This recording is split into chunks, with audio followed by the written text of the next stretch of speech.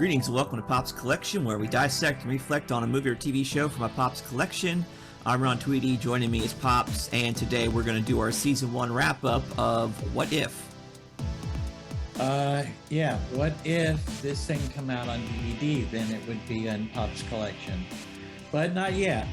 Right. But we'll get it in there as soon as we can.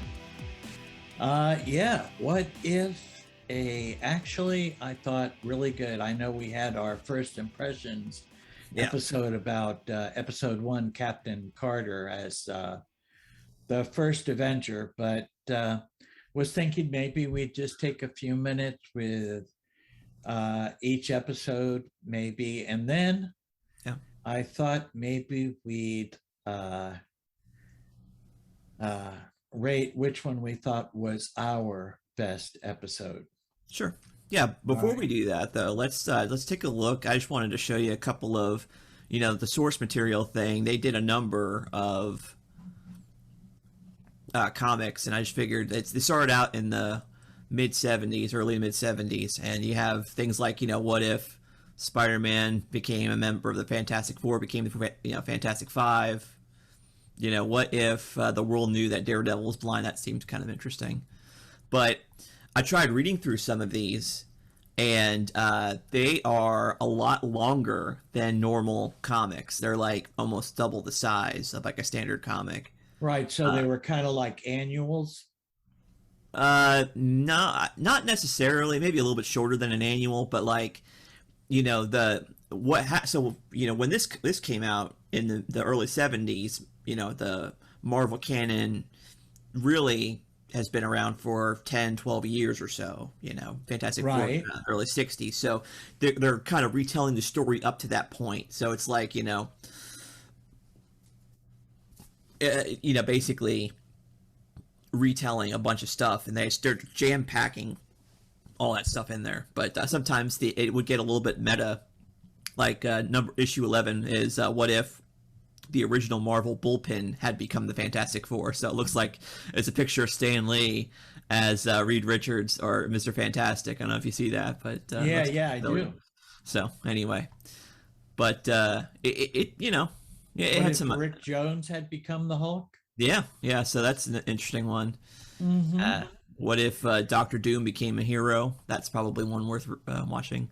What if Captain America had been elected president? I'll have to check that one out. Well, that kind of reminds me a little bit of the Falcon Winter Soldier. Mm-hmm. It almost looked to me like his Captain America replacement was maybe going to get into politics. Sure. It kind of had that flair. Maybe. But they also had a second edition that had other ones like, this one was an X-Men wedding album, so I'm wondering if, like, what if, Wolverine ended up with Jean Grey, not Cyclops. So that's interesting. But what if Spider-Man? Who is she? Yeah, I'm wondering if that's the first appearance of Gwen Stacy. It could be. I don't know, but not sure. Yeah. Were they brought out monthly? No. Or were they like every 6 months, or often did they bring them out? Do you know? I don't know. Let's take a look. So if we open up, let's just look at issue 1 and 2. Okay. Let's see. 7 was issue 2 in April, and then let's see.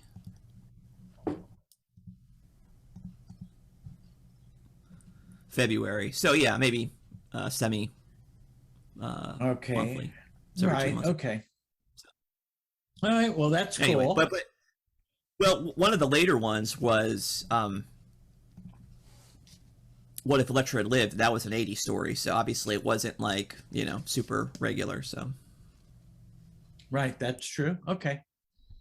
All right. Well, I really don't think that any of these episodes, they didn't look like they followed along with the comics. No. In fact, they're all from the MCU. So these are variations on the MCU timeline, which is we talked about. It's kind of an amalgamation between the classic and I think there's a lot of borrowing, at least in the early movies, from the Ultimate side of things as well. So Yes, probably, yeah. probably. But um, this series, I actually, after watching the last two episodes, 8 and 9, which Mhm. I told you I watched them together, which Yeah. I feel is really was the best way to watch it. So Yeah. I am kind of so hoping that it comes out on DVD. Right. So I could, because I think this is a series you need to watch one right after the other, almost, Yeah. almost either a binge or you know, where it's fresh in your mind each day. Well, I definitely for the last two, I would agree with that. Episodes 8 and 9. I mean, there's definitely a continuation there, but a lot of the stories really stood on their own. They weaved them all together at the end, but they could have easily have done it where they were all separate stories, and they would have been, I think, just as entertaining. You know. Yes, they did weave them all together at the end. When you are watching each episode Yeah. weekly as it came out, um, each story could stand on its own Yeah. until we got to the very end. That's what. Yeah. But speaking of that, Mm-hmm. I think we should spend, like I said, a little bit of time with just our thoughts on each episode. We don't have to go into detail or Right. anything. Right. Strongly recommend that. I'm going to say it's a watch for any of our listeners out there. Agreed. It's probably worth the money for Disney Plus for this. Yeah. At the very least, you can buy it for a month and binge watch it. Yeah. That's true. Although we recommend that you keep it because there is Falcon Winter Soldier. For me, there's The Bad Batch, Yeah. another great one that I liked. And we also had Loki, and there's been quite a few different on there that, are really worth watching. Yep. So let's just take a moment. We'll start with episode number 2. Sure. T'Challa becomes Star-Lord. What if T'Challa became Star-Lord? What did you feel about that as far as the episode? It was interesting. To me, I really liked the way that they completely changed a lot of different characters. In that, Peter Quill is a very flawed character, right? And Yes. we see that happen. A lot of things happen a certain way because of those flaws. I don't. They did not write T'Challa as a character with any flaws. It seems to me, and so. It's almost like you run into that Superman situation. It's like, how do you write a story with Superman that's compelling because he's pretty much invincible, and just like in a similar way, T'Challa, they don't have really any flaws for him, and so it's like, I don't know. To me, that part, I was more interested in the other characters than I was T'Challa in this one. Right. Well, in this case, I mean, Thanos. Right. Was part of the gang. Mm-hmm. And we got the joke that, he, felt like that, if we had 50% less people that, things would be better, and everybody, had something to say about that, Right. Which I guess could have been considered comedy relief in this particular situation. Sure. But I thought he did bring, they tried to do a similar story to Guardians. Right. By, doing a lot of the same things, which they kind of did that actually with a lot of them. Right. Of the stories. But he seemed to be just so laid back, and, Yeah. It all happened because they made a mistake. Right. Yep. So, but still, all in all, he decided to keep T'Challa, just like he would have kept, Mm-hmm.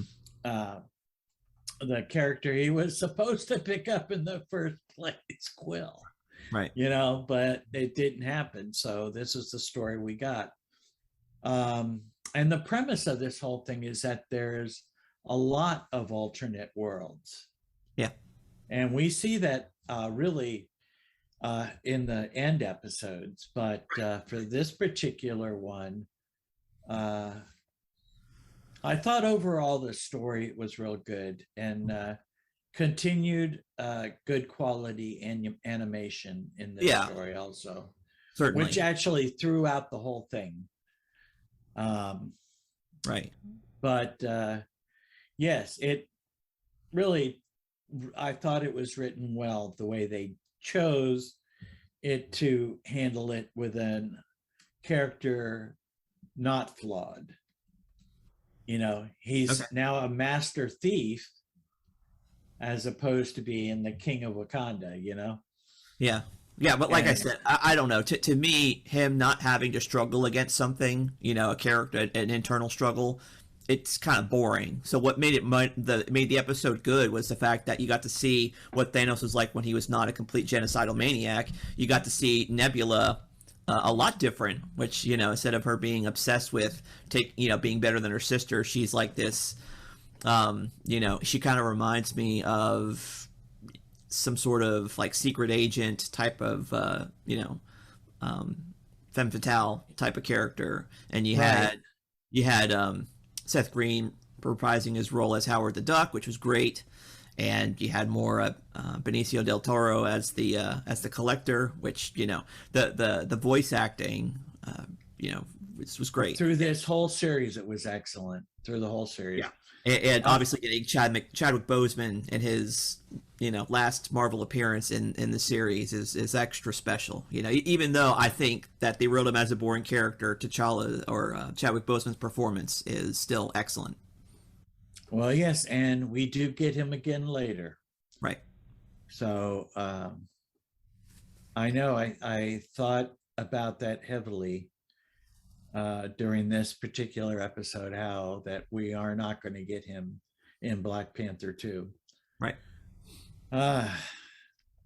So we wait a week and we get What If the World Lost Its Mightiest Heroes. Yeah. And this story,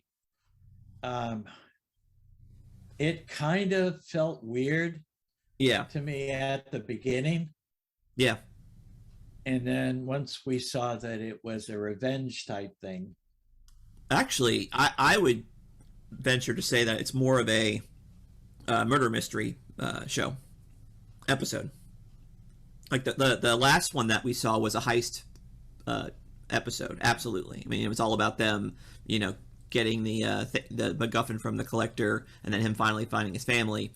The second one was a murder mystery, right? Who's killing all of the mightiest heroes. Right. Who's behind it all? And for me, I did not see that coming at all. I completely, it was a big reveal to me at the end. Oh yes, it was. Oh my gosh! Then all of a sudden, everything gets explained. Why the Hulk all of a sudden puffs up? Right. Why and then it's like, well, that makes perfect sense now. Yeah. Yeah, it started a theme. This episode started a theme that's happened. Like, I don't think there is a single episode, save the last one, where Tony Stark's fate is not death, right? I mean, they either kill him off or whatever. And then the other side of it is that Hank Pym's always the bad guy, which I feel sorry for Hank. Yeah. Well, he kind of was in some of the books, not really the bad guy, but just he had anger issues, right? Which caused him to go down some roads he shouldn't have. Yeah. So that was kind of a whole interesting story the way that wound up. One thing I liked about this, and I guess maybe this whole series, the time limit, they told the story in such an effective way Yeah. that it felt like it was longer than it was. Yeah, I agree. So if that was a murder mystery, Right. then what would you class episode 4? If Doctor Strange lost his heart instead of his hands. It is the quintessential romantic tragedy in the vein of Shakespeare. Yes. So Yes. yeah, and that to me, that one hit particularly hard because right around that time, there was at least there was a lot of uncertainty about how the family was doing health wise, and so just the level of desperation that Stephen Strange went through to save Christine, yeah, it was pretty powerful. Yes. I thought, well, I'll save that for later. All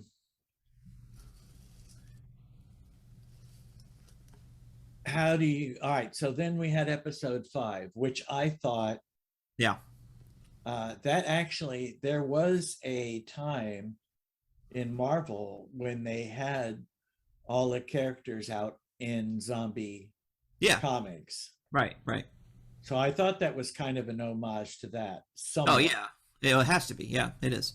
Yeah, but again, how did you feel? Hank Pym's the bad guy again. So, who starts it all? Yeah, So there you go.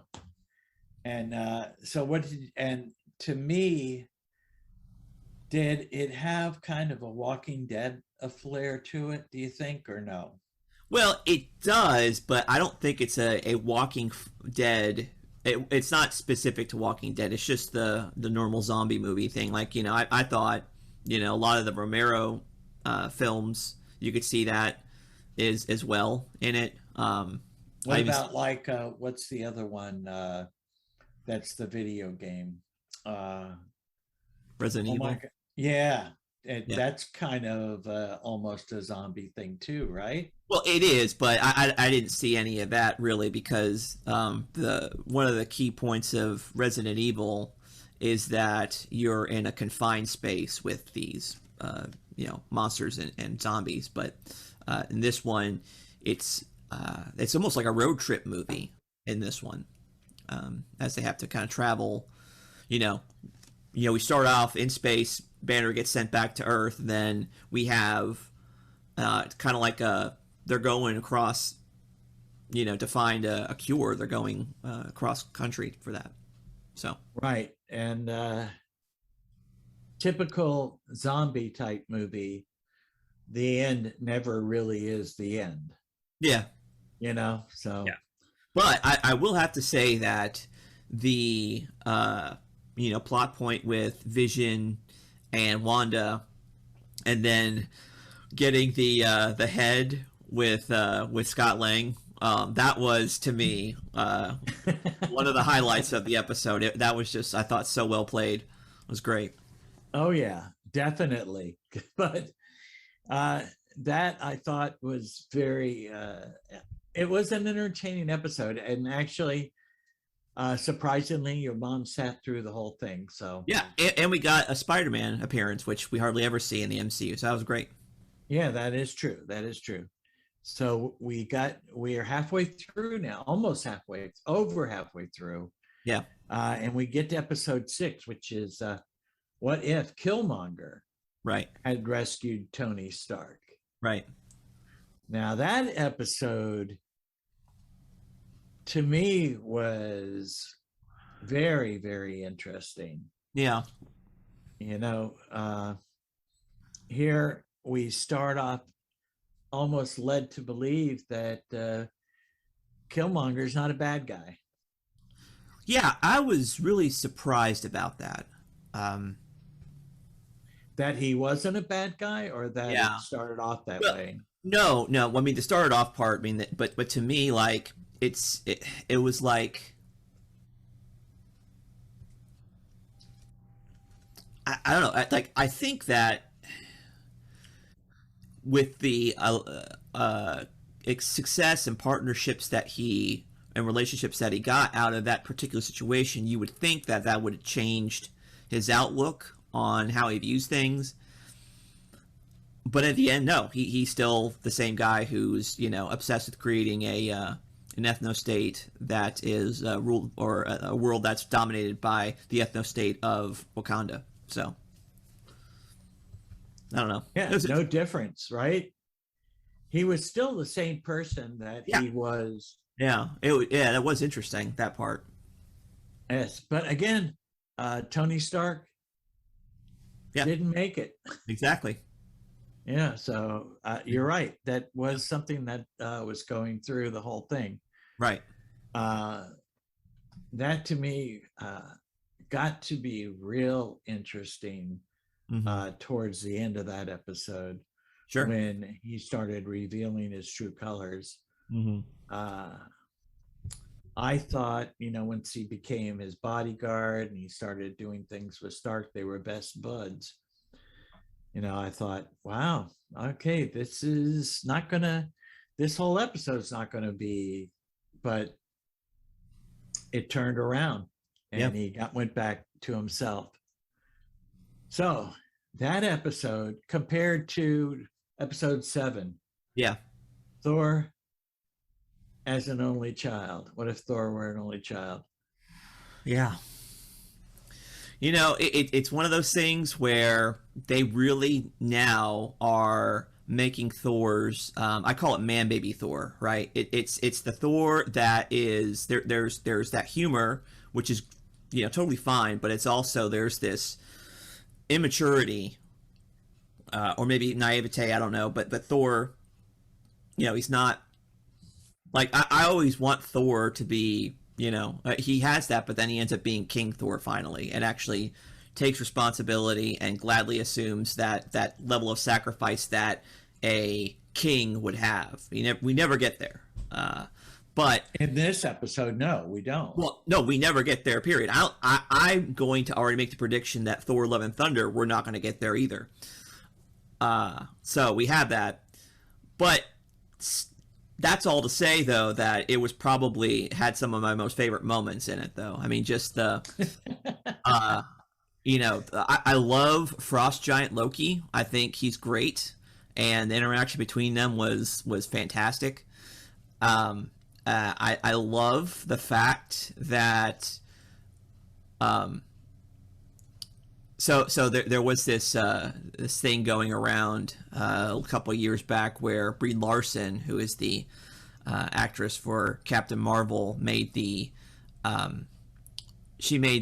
statement that, oh, of course Captain Marvel can lift Mjolnir, and she can't, not in this one, and that felt really good.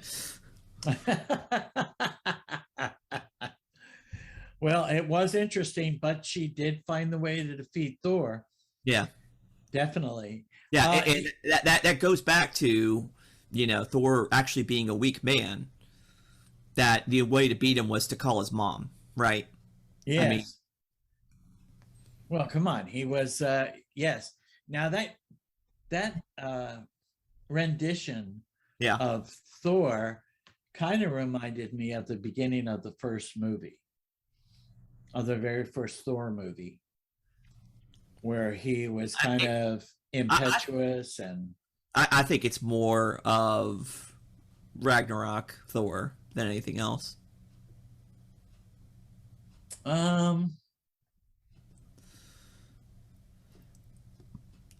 Okay. Maybe. Anyway, I think it's a cross between the two of them. Okay. But we go from that episode to What If Ultron Won? Yeah. Episode 8. Yeah. What a total, like, from opposite sides of the world there, Sure. Yeah, absolutely. Which that episode there, like I said, I didn't get to see that before we saw you, and right, you were the one that said, "Oh yeah, it's probably a 2-parter." Yeah, and you were right. definitely was a two-parter. in a sense. Yeah. Yes, I guess it could have stood on its own, but Well, the big part about it is that like the second part really incorporated all of the other previous episodes, with the exception of the murder mystery one that is true. Well, we did get. and the zombie one. We didn't get the zombies either back. Actually, we did. Well, yes, we did. Oh, yeah. Yes, So we I did. stand corrected.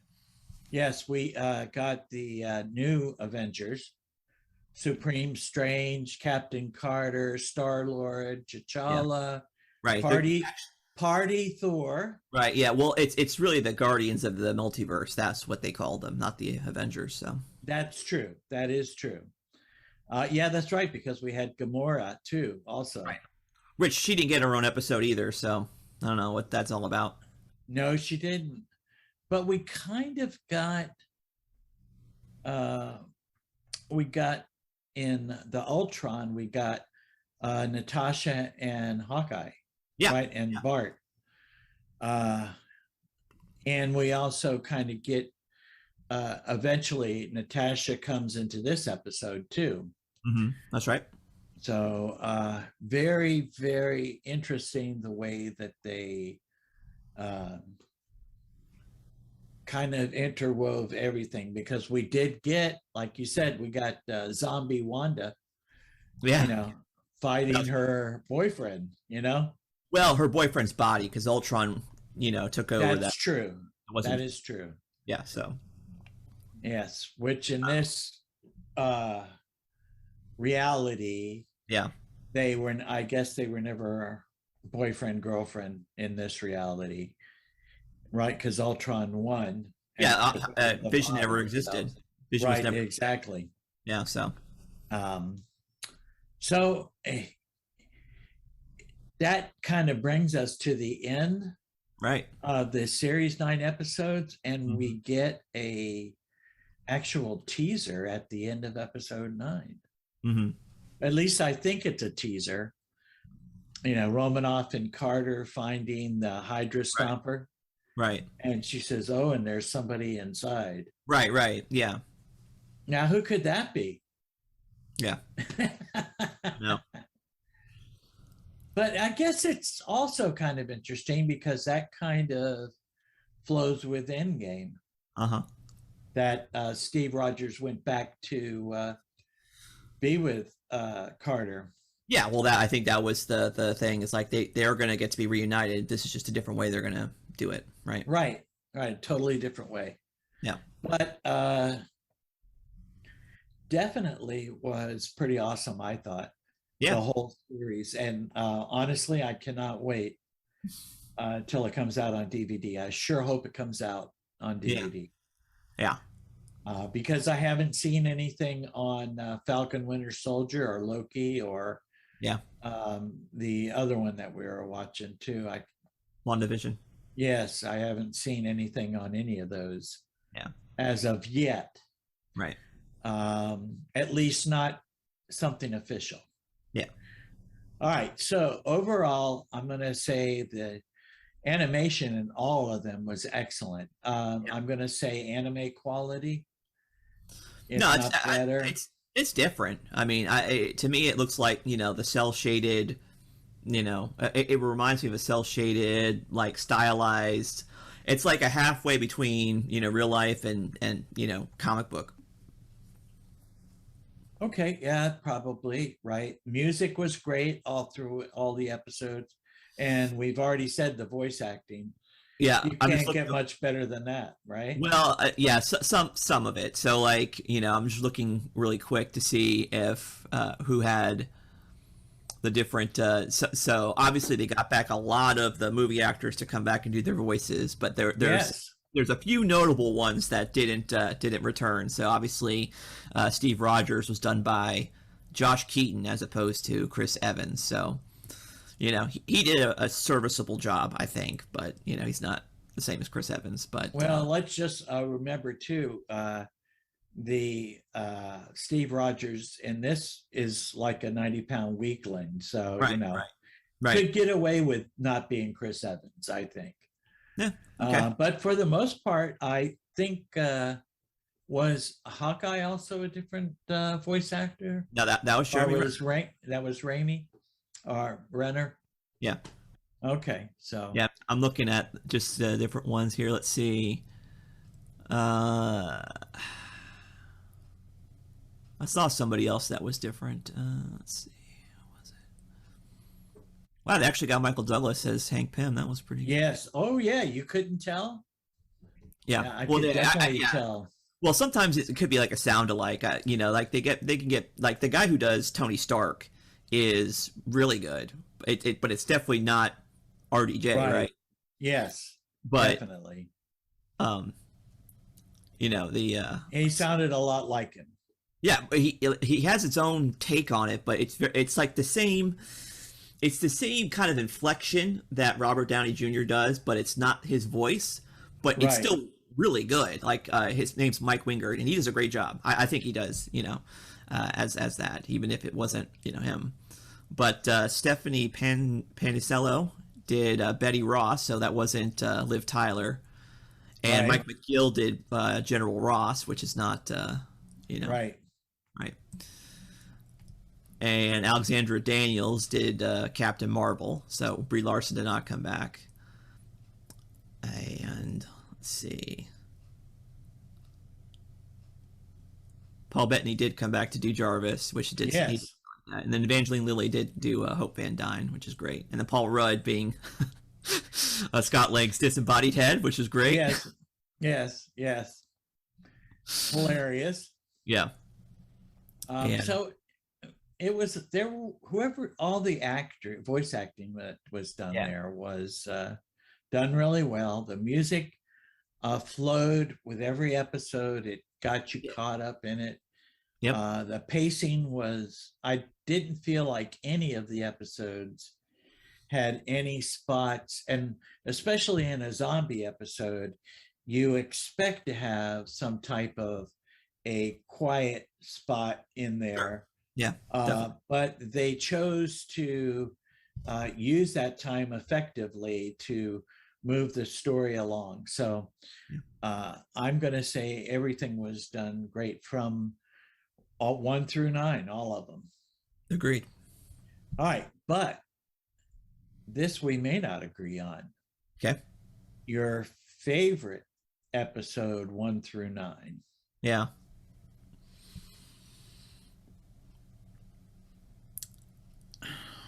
I'd have to say actually that's a tie.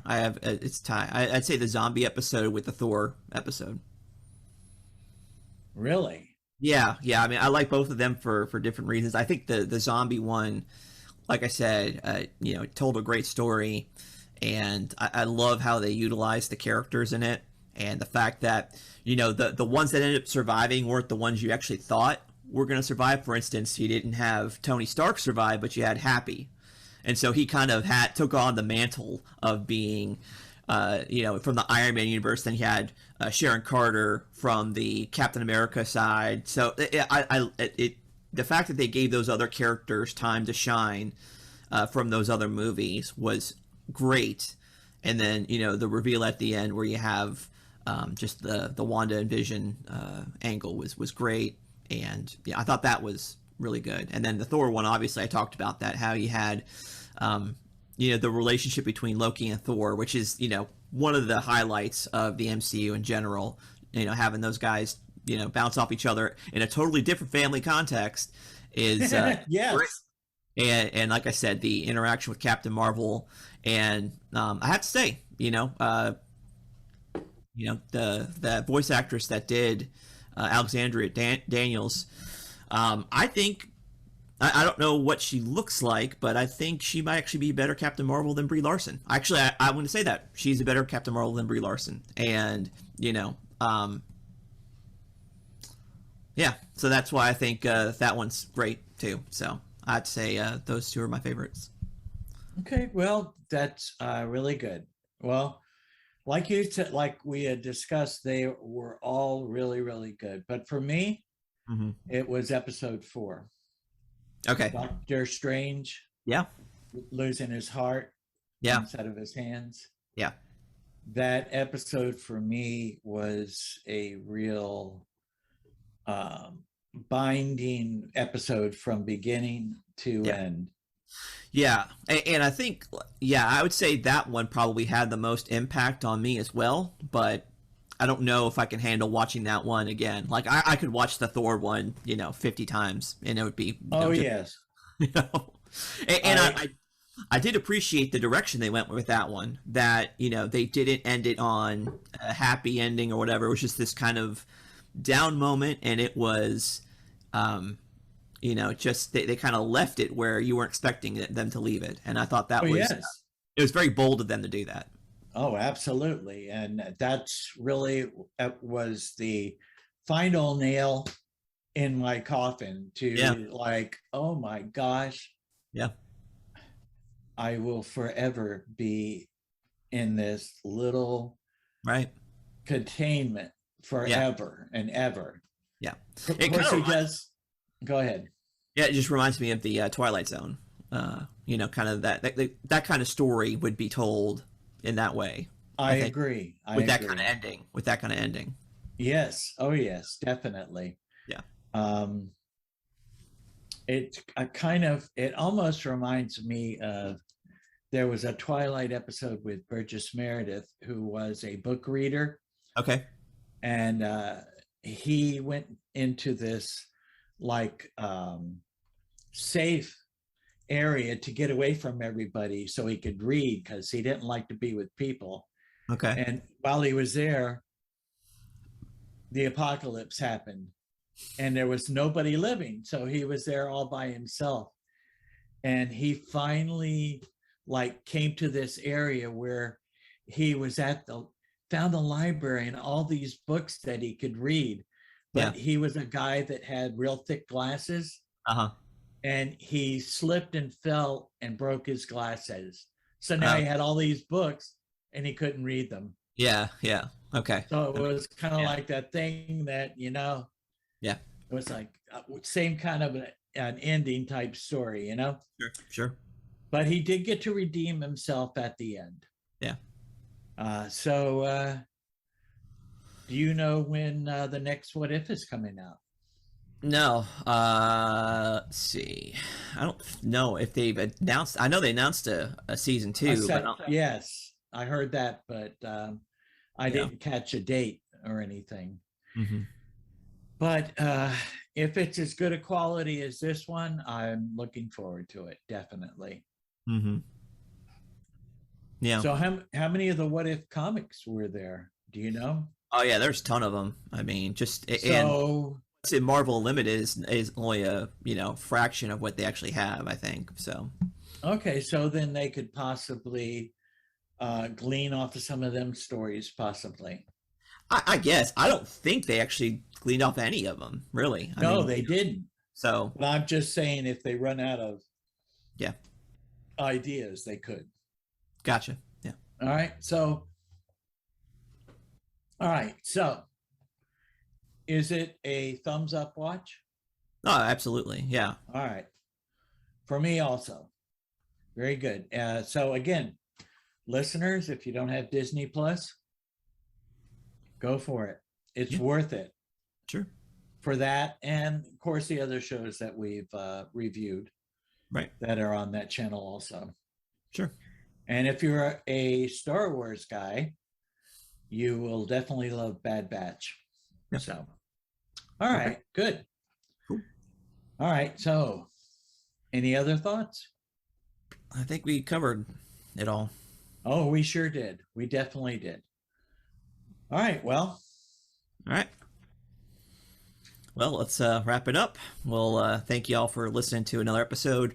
We'll see you next week, and so let's keep up the engagement. If you leave us a like on Facebook, a thumbs up on YouTube, and a comment, that would be excellent. So we'll see you next time. Goodbye and God bless. goodbye. God bless. Tell your friends.